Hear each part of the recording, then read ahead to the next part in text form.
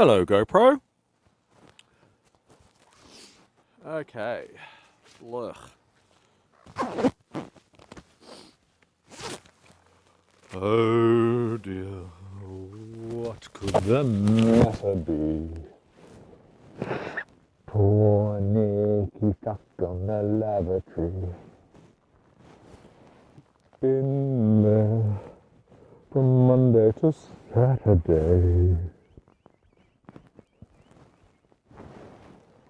Okie dokie. Oh. Okie dokie. Hello GoPro. Last time I recorded, I ended up having the GoPro pointed way too low. It was basically just a view of the tank. So I didn't even really bother uploading any of that footage, but I used it for the side-by-side with the KTM, which was, you know, it was enough. So I think that's all right.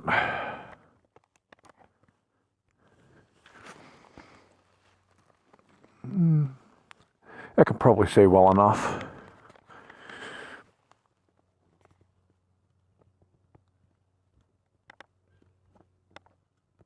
It's really hard to try and get this chin mount dead center. So kind of annoys me a little bit when I go into editing and, you know, it's sort of the views off to one side or the other, but it looks fairly good. It's not so bad when that happens on the chin mount because, you know, as you know, you're looking around everywhere anyway, so you can kind of overlook it. But when I used to use the chest mount, I'd end up with just ruined footage.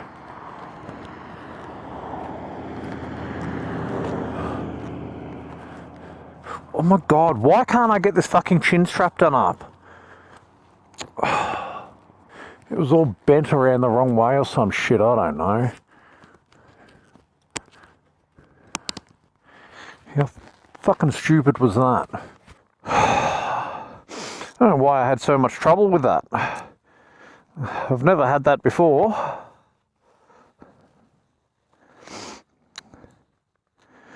Okay, so I've just wasted 10 minutes fucking around.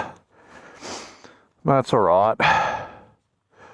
It's a Saturday, the sky is blue, the sun is shining. The tank is clean! The tank is clean.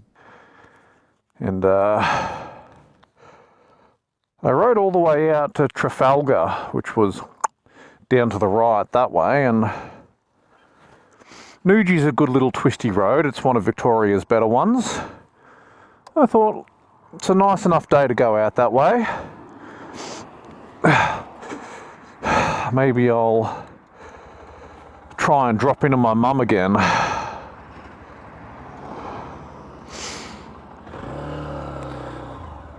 Okay, there's something definitely weird going on. Alright. Are we good? Are we good? Hello GoPro. Alright, for better or worse, that's it. Let's go to Noojee and beyond.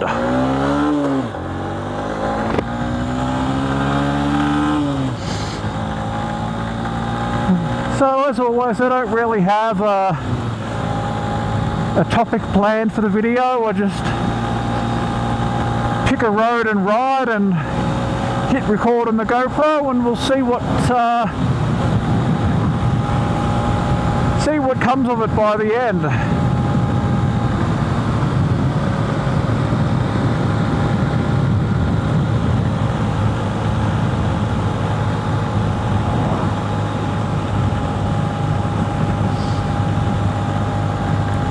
So I haven't bothered with my second microphone.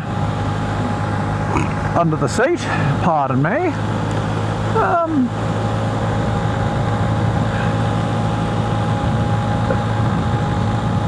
I just can't be bothered, to be honest, anymore, and the audio quality hasn't been great.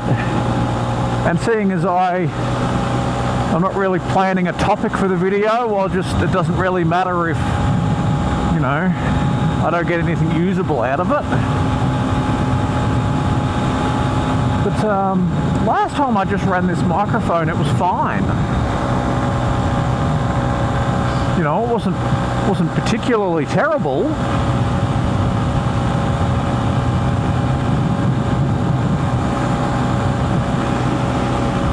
So we'll see.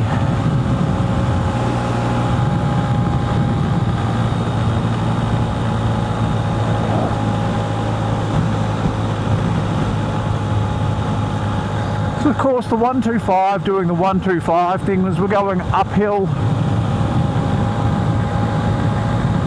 it can barely manage. And I try not to get frustrated with it because I have more fun when I'm not stressed about how slow the bike's going. Because for every uphill, well, there's a downhill on the other side, so that's when you'll get to really have a bit of fun with it. Sometimes I find myself getting unreasonably aggravated at how slow this bike is, and I think especially after getting on the KTM. Today I just felt like riding for the sake of having a ride. And this bike is much more enjoyable when you don't stress over how slow it can be. Because really, I mean, you can ride with it, we're full throttle right now and we're varying by 30 kilometres. You know, we'll go down to 70 kilometres and we'll get out to, you know, 100 maybe eventually. But it's one of the quirks about this bike is you really don't have to care about what speed you're doing, because chances are you won't break the speed limit unless, you know, you're going through town. And that's pretty good, I think.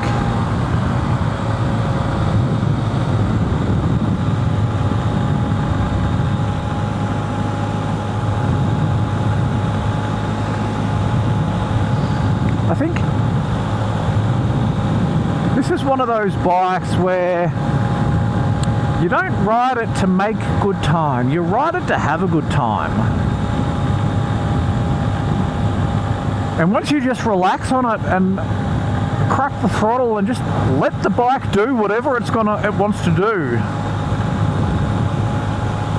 I end up having a much more enjoyable ride than trying to rev it to the moon just to get an extra 5 or 10 k's an hour out of it, when realistically, if I'm patient, it'll get there in its own time.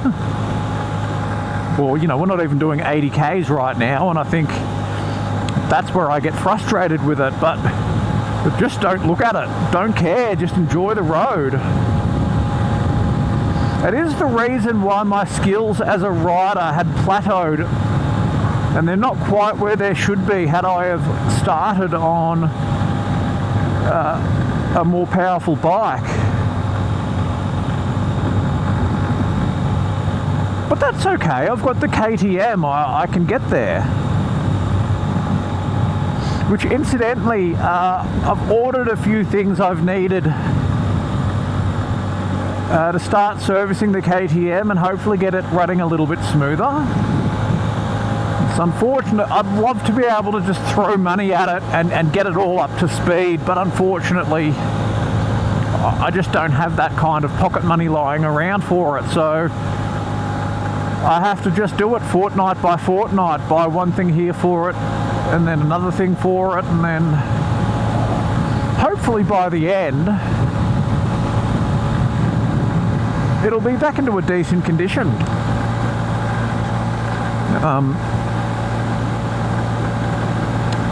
Of course, when I first bought it home, I succumbed to the temptation to just ride it around first, and that was fine for a few tanks of fuel, but if I keep on ignoring the problems that need addressing on it, it's only going to get worse.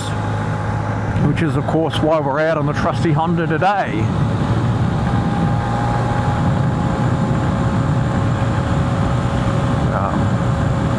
But I ordered a paddock stand for it so I can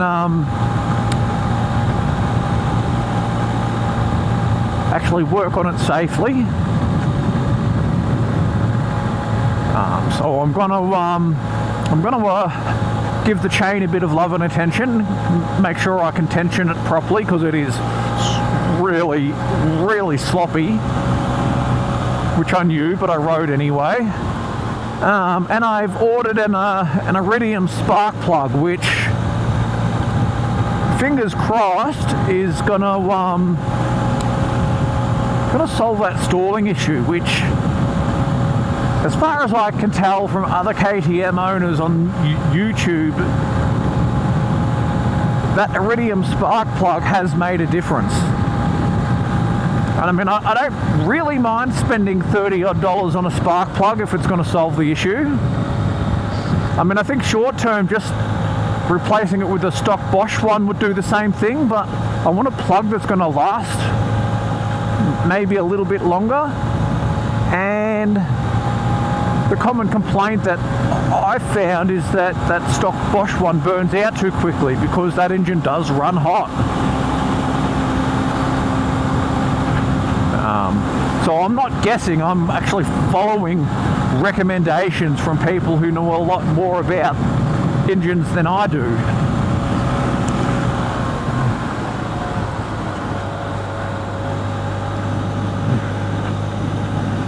So we'll see how that turns out.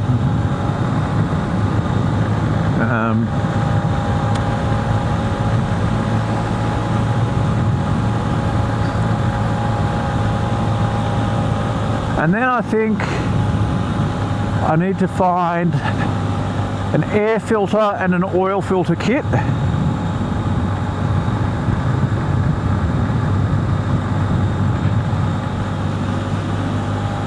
And then the oil. Now my local Repco is trying to sell the oil for $120 for 4 litres. I've looked online and I found it for $85. But then I've got to pay shipping on top of that. So really, I've got to shop around a little bit. 65 k's an hour. I want you to know that I was holding the bike at full throttle and it still dropped to 65 k's an hour. That's the downside to the 125. But then as we get up to the top of the hill, of course we get to go down the other side.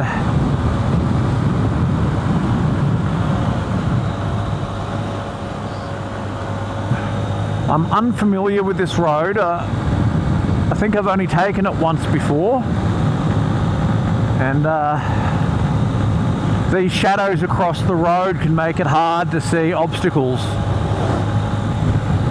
Like that stick. That's all right.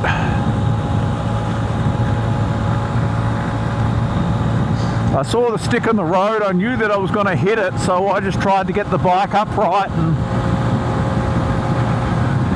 planted my feet firmly on the pegs and hit it with both tyres. So what? I mean, I understand how something like that on the road can really upset you, but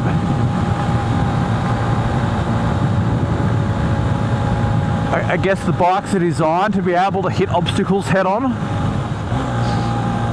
I wouldn't want to hit it with the edge of the tyre, mind you. If I'm going to hit something, I want to hit it square.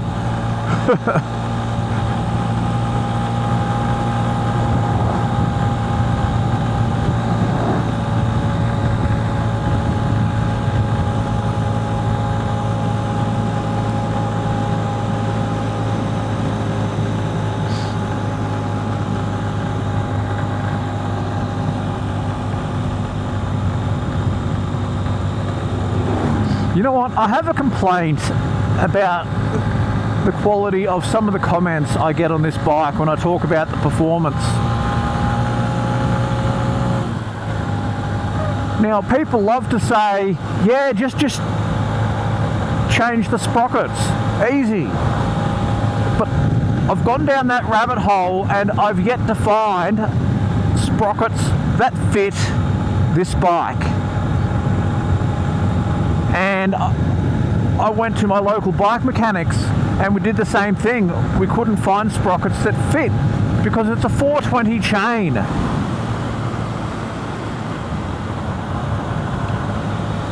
What we even tried doing was, we're like, okay, we can find a front sprocket in the size that I wanted, which was a 13 tooth, in a 428. So we thought, all right, we'll just upgrade the whole system.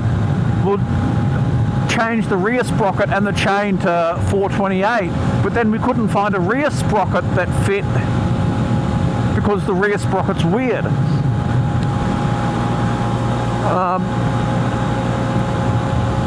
And so whenever I get somebody in the comments saying, there's one I had just today actually, and I kind of got pissed off with it because it's not the first time it's happened. Oh, they're £6 on eBay. You're not looking very hard.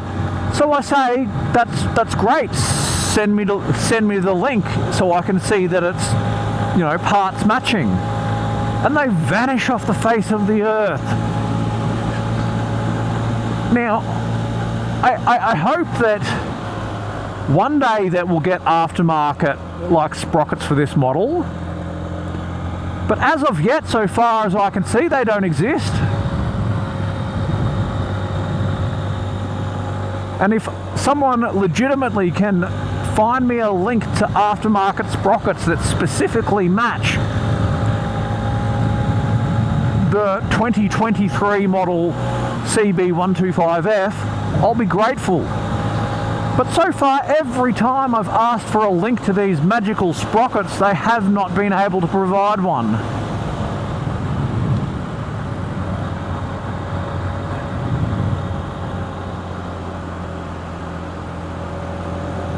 And I've already wasted so much money ordering random sprockets online that I'm not willing to start doing that again.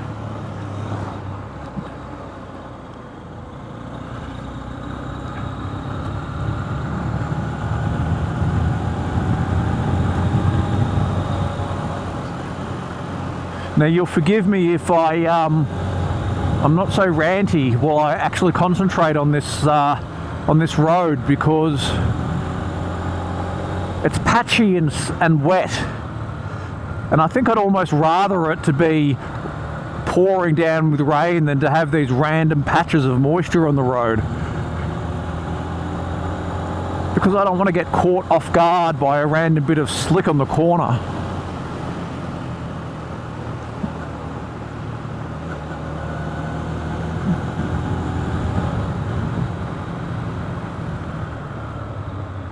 I've heard people complain that the brakes on this bike aren't fantastic.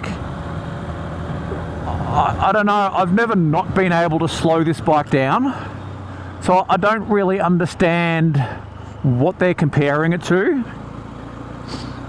Like, okay, maybe it might have the same performance as a sports bike, but who cares? I'll concede that the back brake's not fantastic, but at the same time, I can use that to slow the bike down. I wouldn't rely on it to stop you, but that's not how braking works, is it?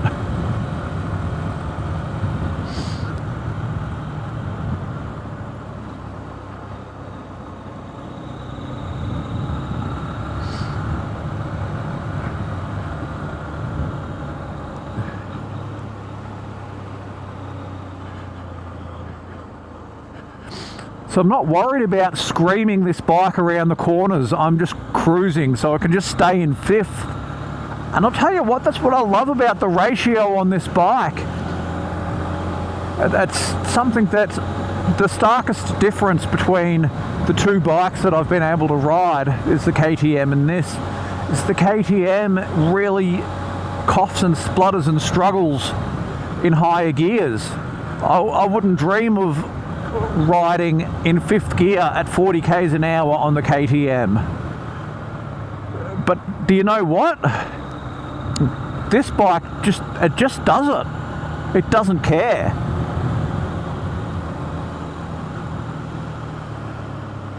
Unless, you know, you're climbing a hill.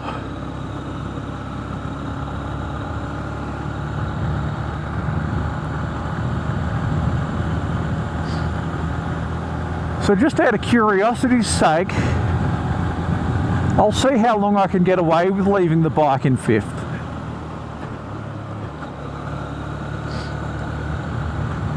I'll grant you it's not going to sound like an exciting ride, but it's just proof of concept, I think, for me.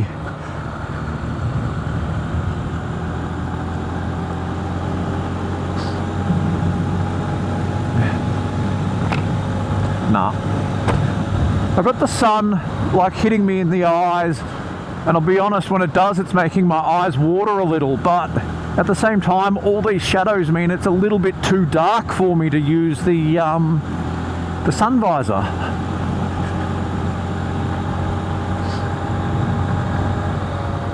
I don't really like wearing sunglasses anyway, so I often don't use the sun visor in the helmet unless I'm riding with the sun shining directly in my face.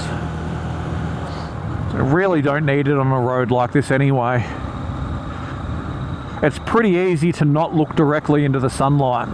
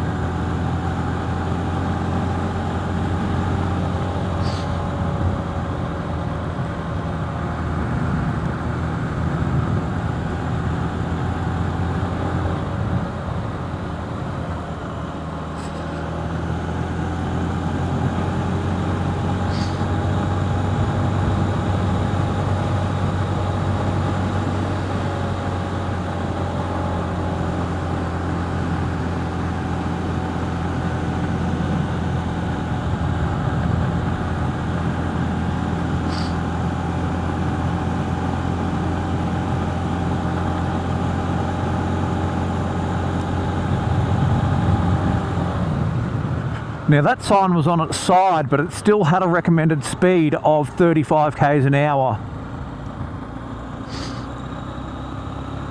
Look at that, we went way slow then, and just accelerate gently, and fifth gear. The bike it really barely spluttered.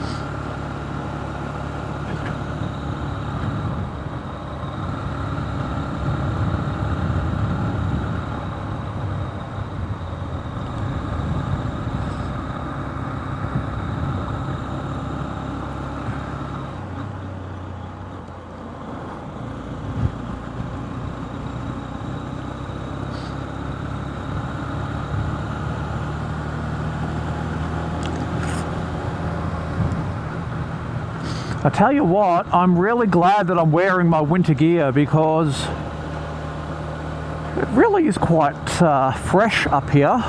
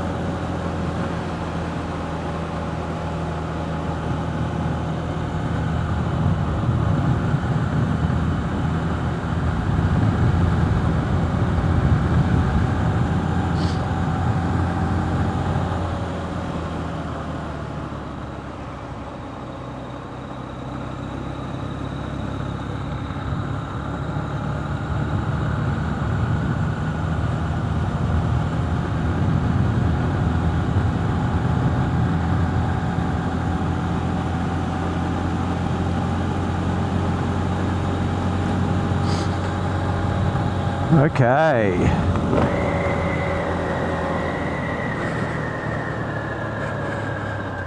Now, forgive me for not staying in 5th gear at the end of an intersection. That's not what this test is about. But we just did that entire stretch, more or less, without needing to change down once